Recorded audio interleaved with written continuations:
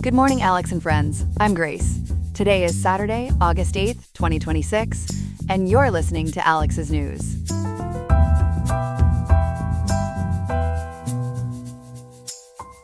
The weather in Riverside today will see a high of 99.8 degrees with a low of 71.4. It is going to be a very warm Saturday, so please remember to stay hydrated and limit your time in the direct sun if you can.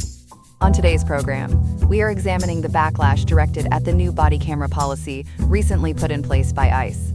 We will also cover the unsettling details regarding why dozens of bodies were found decomposing inside a funeral home in Chicago.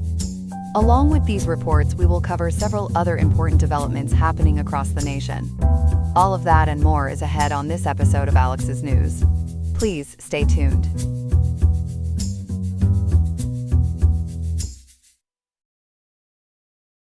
Good morning. This morning we're looking at a big change inside U.S. Immigration and Customs Enforcement, better known as ICE. The agency is racing to put body cameras on its officers across the country. Our reporter Ethan has been following this story. Ethan, what's driving this push? Good morning, Grace. As of today, August 8th, ICE is in the middle of equipping its field officers nationwide with body-worn cameras. The agency has set a completion deadline for the end of September, so that's just weeks away. According to reporting from the Associated Press, PBS NewsHour, and the Telegraph Herald, this rollout comes right after several fatal shootings by officers enforcing President Donald Trump's immigration crackdown. So there's real pressure behind it. Body cameras usually mean more transparency. Is that what's happening here? That's the big question, and it's where the controversy really lives. The sticking point is ICE's body-worn camera policy, which was issued back in February 2025. According to the Associated Press and PBS NewsHour, that policy says video of shootings or encounters causing serious injury or death will be released promptly, only if it's judged to be in the, quote, best interests of the agency, end quote. So transparency isn't guaranteed, it's conditional. The best interests of the agency? Who actually decides that? There's a formal process. A committee made up of top ICE officials and lawyers reviews the footage. If that committee recommends release, the recording could go public within 72 hours. But here's the catch, Grace. The ICE director keeps the power to block or indefinitely delay any video if they find, quote, specific and compelling circumstances, end quote, that justify withholding it.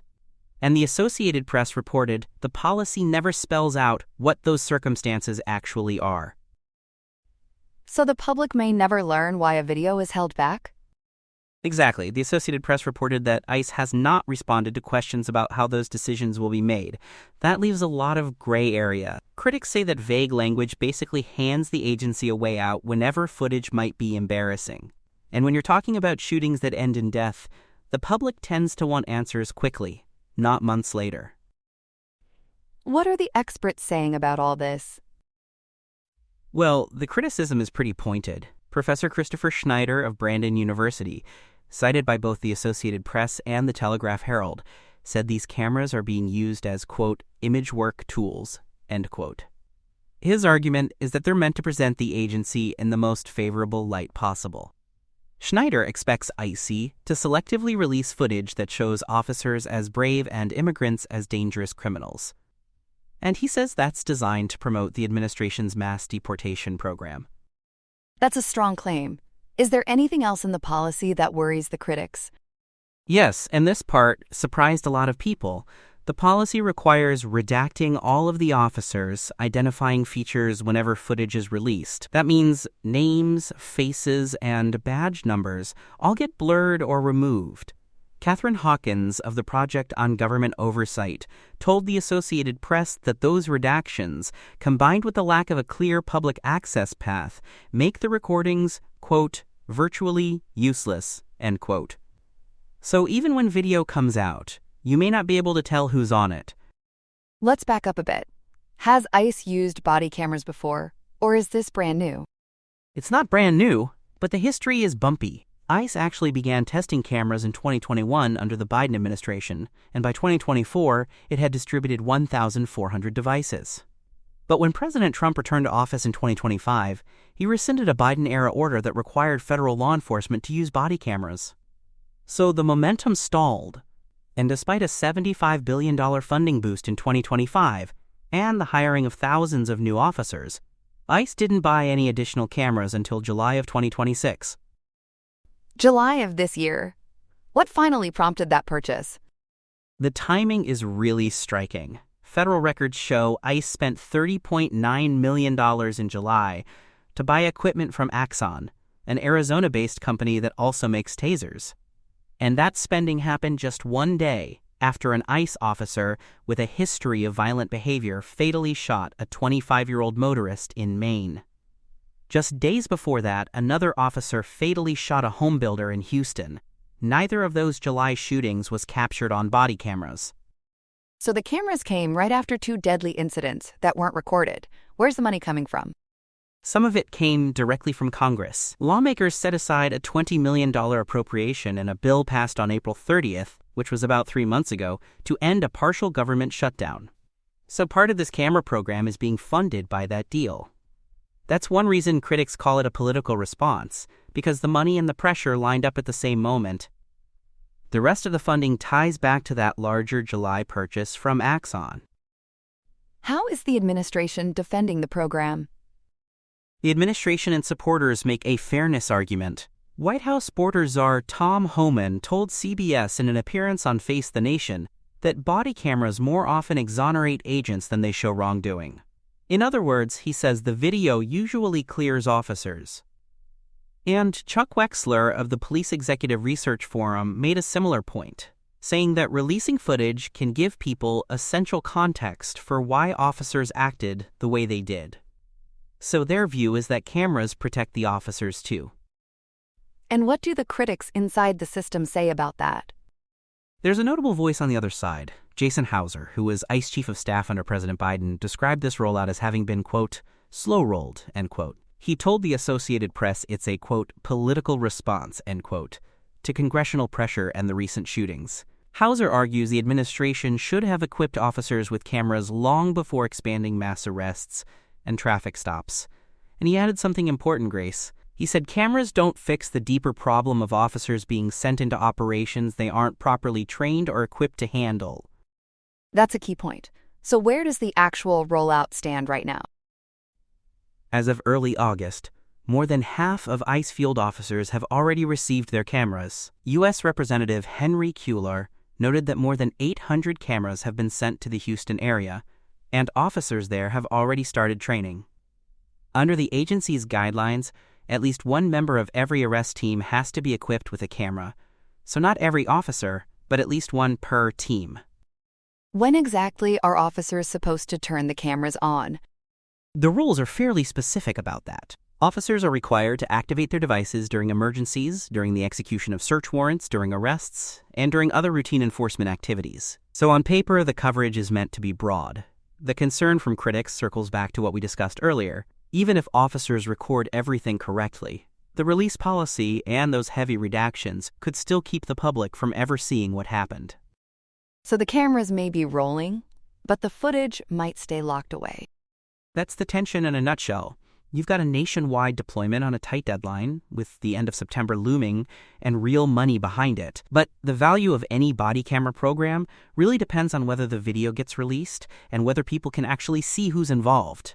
Right now, with that best interest standard and the redaction rules, a lot of experts just aren't convinced this will deliver the transparency that body cameras usually promise. It sounds like the next few weeks will tell us a lot. Ethan, thank you for breaking all of this down for us this morning. Happy to, Grace, and we'll be watching that end of September deadline closely. Welcome back. Our next story is a disturbing one out of Chicago, involving a funeral home and a grim discovery. Chloe's been following it. Chloe, what happened? Good morning, Grace. On Thursday, August 6th, just 2 days ago, authorities discovered the decomposing remains of 56 people at the South Chicago Chapel Funeral Home. According to The Guardian, the Associated Press, and the Cook County Medical Examiner's Office, the bodies were found in various states of decomposition. It's one of the most shocking cases of its kind that Chicago has seen in years. 56 people. How were the remains being stored? The conditions were truly grim, Grace. The Illinois Department of Financial and Professional Regulation, which regulators call the IDFPR, described the storage as, quote, deplorable, end quote. The bodies were kept in an unrefrigerated area that suffered from rodent infestations. That led to decomposition and, disturbingly, maggot infestations throughout the facility. That's horrifying. How did anyone finally find out? This is the part that really upsets the neighborhood. The discovery followed months of residents complaining to the city about a persistent stench coming from the building. Blaise von Bruckheiser, a community advocate for the area, expressed real distress that the bodies were only found after all those months of complaints. Neighbors had been raising the alarm, and it took this long for action. So the community had been sounding the alarm for a while. Who responded once the discovery was made? Once state and local officials were notified, the Cook County Medical Examiner's Office moved quickly. They dispatched forensic pathologists and investigators to the scene on Thursday. The office says staff are currently assessing the condition of the remains and searching for death certificates and other documentation to identify the decedents. It's painstaking work given the state those remains are in. How long could that identification process take? Officials say it could take several days, Grace. And family notifications will only be made once identifications are confirmed. So there are families out there right now waiting anxiously, not knowing whether their loved one is among the 56. That uncertainty is its own kind of agony for the people involved. Is law enforcement treating this as a crime? Yes, the Chicago Police Department has confirmed that detectives are investigating the case. There was one wrinkle early on. A preliminary statement from police incorrectly suggested that the fire department had declared the scene a hazardous materials incident, but that was later corrected. As of Friday, August 7th, which was just yesterday, no arrests have been announced. No arrests yet. Let's talk about who runs this funeral home. The South Chicago Chapel was incorporated back in 2022 by Johanna Morgan, and here's a striking detail on the timing. On Wednesday, August 5th, just one day before the public reporting of this discovery, the IDFPR temporarily suspended Johanna Morgan's funeral director license. The state determined her continued practice posed a, quote, danger to the public safety, interest, and welfare, end quote, because of those deplorable conditions. So the state acted the day before this went public. Who else is connected to the business? The funeral home's president is Clark Morgan, who is Johanna's husband, and his record raises questions too. According to the IDFPR, Clark Morgan's own funeral director license was revoked back in 2024. That was for practicing with an expired license and, quote, unprofessional conduct, end quote, though the state didn't detail the specific nature of that conduct. Both of them with license problems. Is there any history beyond this location? There is, and it's a troubling pattern, Grace. State Comptroller Susana Mendoza revealed that Johanna and Clark Morgan previously operated a crematory in Chicago Heights. That facility's license was revoked last year after authorities discovered improperly stored bodies and hundreds of cremated remains that were never returned to their families. So this isn't the first time the couple has faced allegations of mishandling remains. Hundreds of cremated remains never returned. Are there legal consequences from that earlier case? Yes. Both Morgans are listed as defendants in Cook County court records tied to lawsuits involving the Heights crematory. So there's already active litigation over the earlier facility, and now this new discovery adds another layer entirely. Public records indicate the couple resides in the Chicago suburb of Evergreen Park. Let's bring this back to the families. How are they coping with all this? The distress is heartbreaking, Grace. Latasha Johnson, who's 55, reported that her mother's funeral had actually been held at South Chicago Chapel on the very same Thursday that authorities arrived. So imagine grieving your mother, attending her service, and then learning what was happening inside that building. Johnson was later told her mother's body would have to undergo an autopsy. That's unimaginable timing. What else was she told? She was informed she'd be required to identify the remains within a day or two. So a family that thought they'd said their goodbyes is now being pulled back into an active investigation. It really underscores the human cost here. Beyond the numbers and the license revocations, these are real people mourning who now face fresh trauma. What happens next in this investigation? The immediate focus is on the Cook County Medical Examiner's office, completing those identifications, which again could take several days. Meanwhile, Chicago police detectives continue their investigation, and we're watching to see whether any arrests follow. Given the couple's documented history with the Heights crematory, regulators and prosecutors will likely face pressure to explain how this was allowed to happen twice. We'll keep tracking every development. Important reporting on a truly difficult story. Chloe, thank you. Thank you, Grace. Here are some other headlines. Starting in the Senate, it was a tight squeeze for the top lawman as Todd Blanche was confirmed as United States Attorney General early Saturday morning, August 8, 2026. The vote was a nail-biter, coming in 50 to 49. While all Democrats and Republicans, Susan Collins and Lisa Murkowski, stood in the way, Senator Bill Cassidy of Louisiana provided the deciding vote to bridge the gap. Cassidy expressed some hesitation over the Department of Justice potentially targeting political enemies and Blanche's take on the president's tax audits, but the former personal lawyer to President Trump and former number 2 leader at the Justice Department will now lead the agency. Turning to the White House, the administration is facing a legal wall. A 3-judge panel from the District of Columbia Circuit Court ruled 2-1 that construction on a $400 million ballroom must stop because Congress never gave the green light. This 90,000-square-foot project, sitting where the East Wing once stood, was intended to be a one-stop shop featuring a ballroom, a hospital, and even top-secret military bunkers. The court decided this wasn't a case for executive self-help, upholding a previous order to halt above-ground work. President Trump is calling the ruling unjust and a national security threat, vowing to take the fight all the way to the Supreme Court. He argues the project is a private affair since it is funded by himself and wealthy donors, but historic preservationists, led by Brent Leggs, are dancing with joy over the victory. In international news, the Senate is putting the squeeze on Russia. On Friday, August 7th, they passed a bipartisan sanctions package 86-11.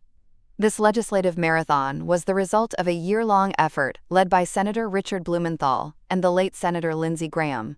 In a bittersweet turn, the bill passed after Senator Graham's sudden passing from an aortic tear, with his sister, Senator Darlene Graham, stepping in to support the cause. The bill targets Vladimir Putin and Russian energy projects and allows the president to slap tariffs on the top 5 buyers of Russian oil and gas, specifically eyeing China and India. It also includes sanctions on Iran. Ukrainian President Volodymyr Zelensky watched the proceedings from the Capitol last week as the bill now heads to the House. Finally, the political climate is getting a bit too high-tech. Data centers are becoming a real flashpoint, as 7 in 10 Americans oppose building them in their backyards. In Michigan, Democrat Abdul El-Sayed is calling for federal guardrails at a rally in Saline Township. Meanwhile, in Ohio, the race for governor is sparking a power struggle. Republican Vivek Ramaswamy has pledged a moratorium on construction until new laws are passed, suggesting tech companies foot the electric bills for nearby residents. He is joined in spirit by Democrat Amy Acton, who also proposed a conditional moratorium. The tension peaked on July 18th with nationwide protests, including a gathering in Newport Richey, Florida. That's all we have for now. Today's episode was made by Alexander King with Claude Opus 4.8, Gemini Pro 3.1, Gemini Flash 3, and Google Cloud Text-to-Speech. I hope you have a great day. I'll see you tomorrow, Alex.